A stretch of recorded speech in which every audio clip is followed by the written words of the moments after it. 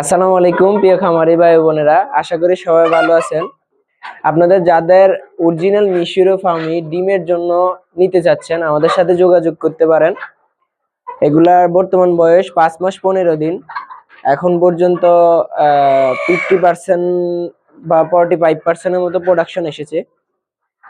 সম্পূর্ণ সুস্থ সবল, একদম 100% অরিজিনাল পিওর মিশরীয় ফার্মি।